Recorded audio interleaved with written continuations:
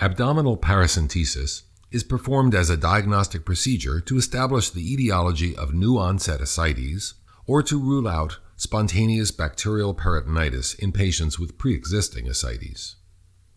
Large volume paracentesis is performed in hemodynamically stable patients with tense or refractory ascites to alleviate discomfort or respiratory compromise. Many patients undergoing paracentesis will have baseline coagulopathy or thrombocytopenia. However, the incidence of clinically significant bleeding during paracentesis is extremely low, and routine use of fresh frozen plasma or platelet concentrates is not recommended. Paracentesis should be avoided in patients with disseminated intravascular coagulation.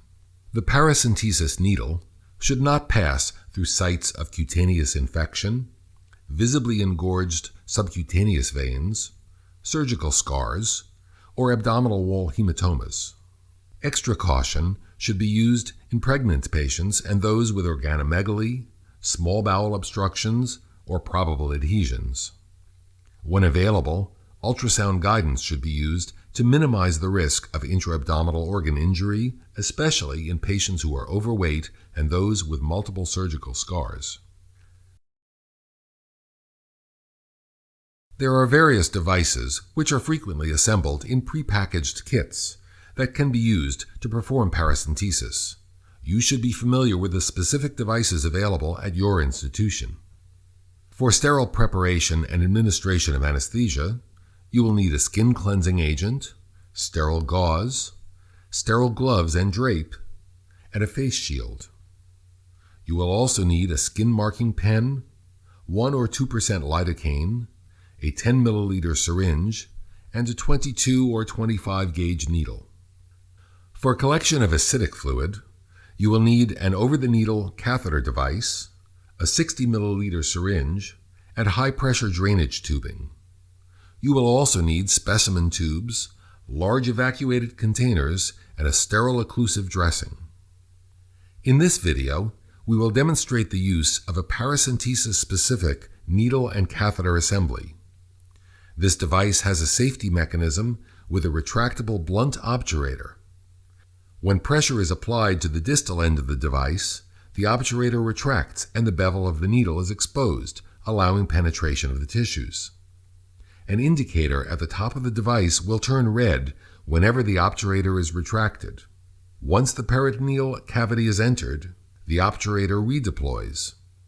This safety mechanism theoretically reduces the risk of organ injury. Additional advantages of paracentesis-specific devices include multiple distal drainage holes which facilitate rapid fluid removal, and a pigtail mechanism that curves the distal end of the catheter away from intra-abdominal structures during advancement. If such devices are not available at your institution, standard 18-gauge intravenous catheters may be used. The technique described in the following section is applicable to all over-the-needle catheters. Explain the procedure to the patient and obtain informed consent. Risks of bleeding, infection, intra-abdominal organ injury, and post-procedure hypotension should be discussed. Position the patient supine in the bed with the head slightly elevated. Recommended sites of needle insertion are 2 centimeters below the umbilicus in the midline and either the left or right lower quadrants. If a lower quadrant approach is used, confirm that the entry site is lateral to the rectus sheath to avoid puncturing the inferior epigastric artery. If the subumbilical approach is used, the bladder should be emptied before the procedure. If available, bedside ultrasound should be used to find an appropriate location that contains acidic fluid but is devoid of loops of bowel or solid organs. Mark the site of needle insertion with a skin marking pen. Paracentesis is a sterile procedure. Sterile gloves and a face shield are required. The use of a sterile gown is optional. Prepare the site with an antiseptic solution and then apply a sterile drape. Using a 22 or 25 gauge needle, anesthetize the superficial skin with a wheal of local anesthetic such as lidocaine.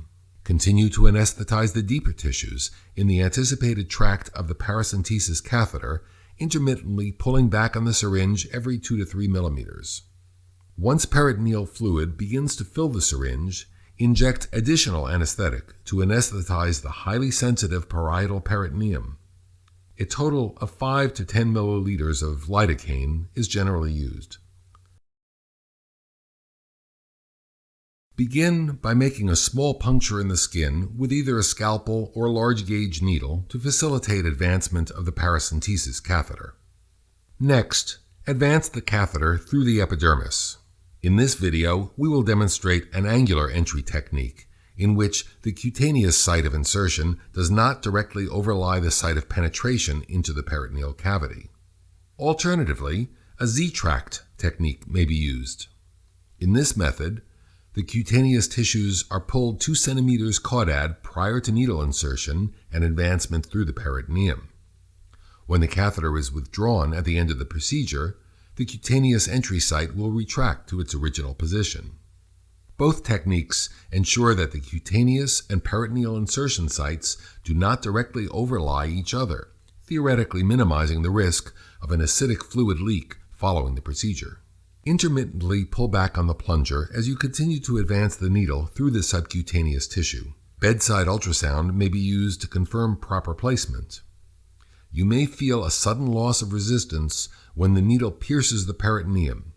Immediately stop advancement once the acidic fluid begins to fill the syringe. Next, guide the plastic catheter over the needle and into the peritoneal cavity, and then remove the needle. If a diagnostic sample is required, attach a large syringe to the catheter and aspirate 30 to 60 milliliters of fluid for analysis. For therapeutic large volume paracentesis, attach the high-pressure tubing to the end of the catheter and then to an evacuated container.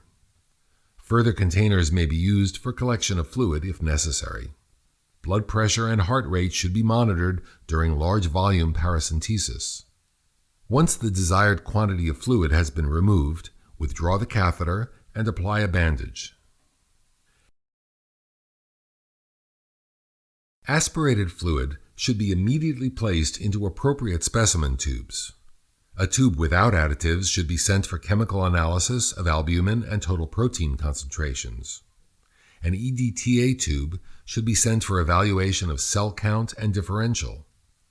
Blood culture bottles should be inoculated at the bedside using aseptic technique if spontaneous bacterial peritonitis or other infection is a diagnostic concern. Specimens for other tests, such as cytology or mycobacterial culture, may be sent depending on the clinical scenario and are discussed in further detail in the accompanying written supplement. Analysis of the fluid begins with a determination of the serum ascites albumin gradient. Gradients higher than 1.1 grams per deciliter indicate that the ascites is due to portal hypertension. Gradients less than 1.1 grams per deciliter suggest other causes, such as cancer, infection, or pancreatitis. Post-paracentesis circulatory dysfunction may occur after large volume paracentesis and may lead to hypotension, hyponatremia, renal failure, and shortened survival. Although the use of albumin as a plasma expander is controversial, its use is recommended if more than 5 liters of fluid have been removed. Other complications of paracentesis include localized infection, abdominal wall hematomas, and persistent ascites fluid leak. More serious complications are rare and include hemorrhage, intra-abdominal organ injury, and inferior epigastric artery puncture.